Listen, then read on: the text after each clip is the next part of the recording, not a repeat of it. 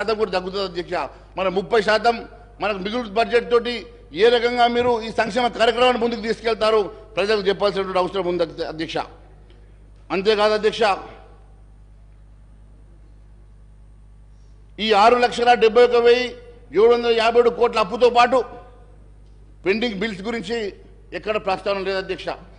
Pending bills కాంట్రాక్టర్లకు కానీ వేరే ఏజెన్సీస్ కానీ ఎంత ఉందో కూడా దాంట్లో ఇంకా మెన్షన్ చేయలేదు అధ్యక్ష. అవి కూడా ఒక కుదిబండంగానే మారబోతున్నాయి అధ్యక్ష.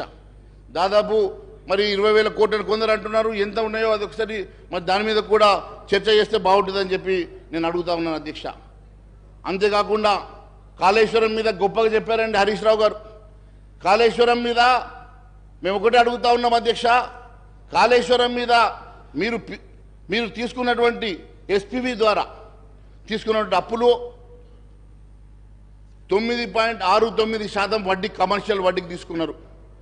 9.69% కమర్షియల్ వడ్డీకి మీరు వడ్డీ తీసుకొని కాళేశ్వరం కడితే ఏ రెవెన్యూ దాంట్లో వస్తుంది కాబట్టి మీరు దాని నుంచి రీపేమెంట్ చేస్తారు.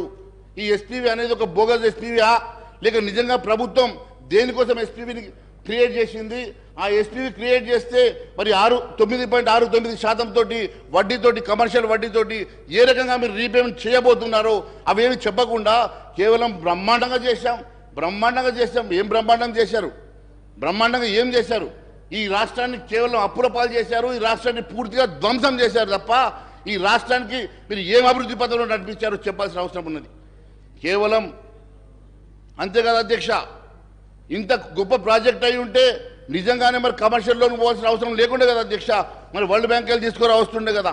దానికంటూ ప్రాజెక్ట్ రిపోర్ట్ తయారు చేయరు. అప్పటికప్పుడు రాత్రి వాళ్ళకు ఆలోచన వస్తుందో కళ వస్తుందో తెల్లారికల్లా ప్రాజెక్ట్ ఒకటి కొత్త తయారు చేయాల్సిందే. ఇవన్నీ కాకుండా వాస్తవంగా ఒక ఆలోచనతో ప్రజలకు ఉపయోగపడేటువంటి కార్యక్రమాలు చేస్తే బాగుండేదని భావిస్తా ఉన్నాం అధ్యక్ష. అంతేకాకుండా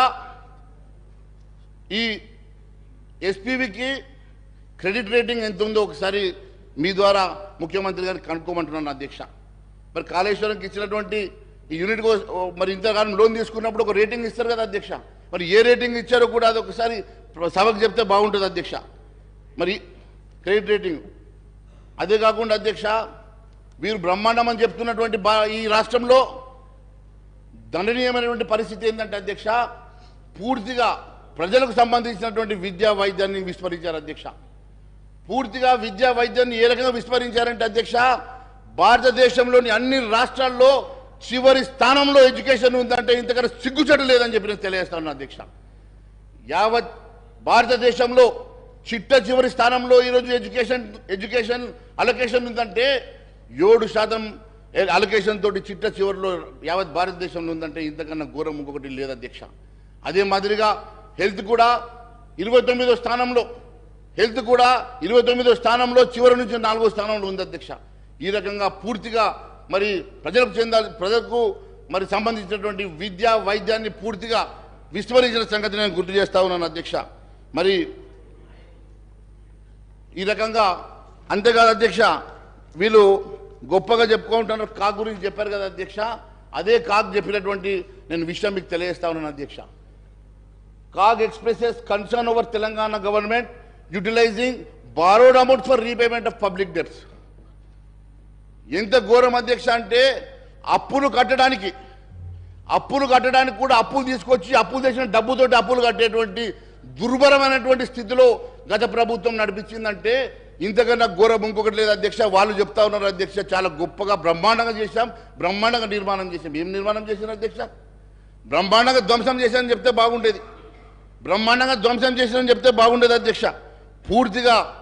పూర్తిగా ఈ రాష్ట్రాన్ని అప్పుల పాలు చేసి ఒక పథకం ప్రకారం ఈ రాష్ట్రాన్ని అప్పుల పాలు చేసి వాళ్ళ కాంట్రాక్టర్లు జేబులు నింపుకున్నట్టు అవపడుతుంది అధ్యక్ష. ఇది తెలంగాణ రాష్ట్ర ప్రజానికం కోసం, తెలంగాణ ప్రజల కోసం మాత్రం ఇది ఏ ఉపయోగపడే కార్యక్రమమే చేయలేదు అధ్యక్ష.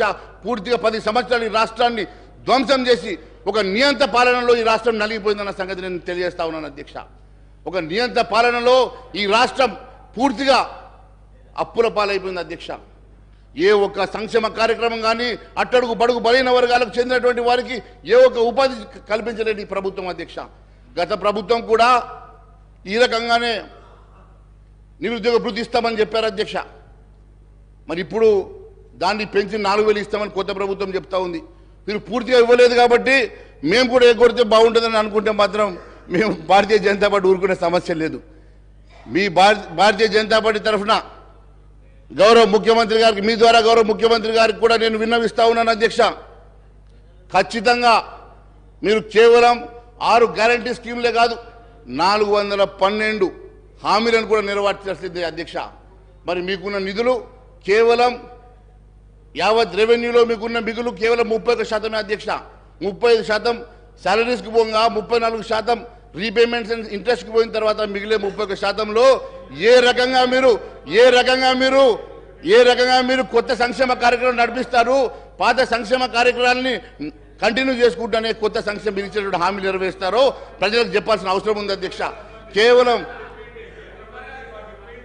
అదే మీరు ముందే అడిగితే బాగుండేది కదా. మీరు ముందు అడగకపోతే మీరు మేనిఫెస్టో తయారు చేసేప్పుడు అడిగి ఉంటే మనందరం కలిసి కేవలం ఈ రకంగా కేవలం అధికార దాహంతో మాత్రమే మరి కాంగ్రెస్ వాళ్ళు కూడా ఇలాంటి హామీలు ఇచ్చినట్టుగా మేము భావిస్తున్నాం అధ్యక్ష. ఎట్టి పరిస్థితుల్లో వారికి 100 రోజుల సమయం ఇవ్వాలని చెప్పి ముందే చెప్పాం. 100 రోజుల సమయం ఇస్తాం. 100 రోజుల తర్వాత వీరు ఇచ్చినటువంటి హామీలు నెరవేర్చకపోయినా, ప్రజా సంక్షేమ కార్యక్రమం ముందుకు నడిపేయకపోయినా ఖచ్చితంగా ప్రజా గొంతుకై భారతీయ జనతా పార్టీ నిలబడుతుందని తెలియజేస్తా ఉన్నాం అధ్యక్ష. చేస్తే మంచిదే కదా, చేయాలని కోరుకుంటున్నాం. మీరు చేస్తే మంచిదే అన్న, చేయాలని కోరుకుంటున్నాం మేము కూడా. అంతే కదా అధ్యక్ష. మా ఛానల్ని లైక్ చేయండి, షేర్ చేయండి, సబ్స్క్రైబ్ చేయండి. మరిన్ని అప్డేట్స్ కోసం పక్కనే ఉన్న బెల్ బటన్ నొక్కండి.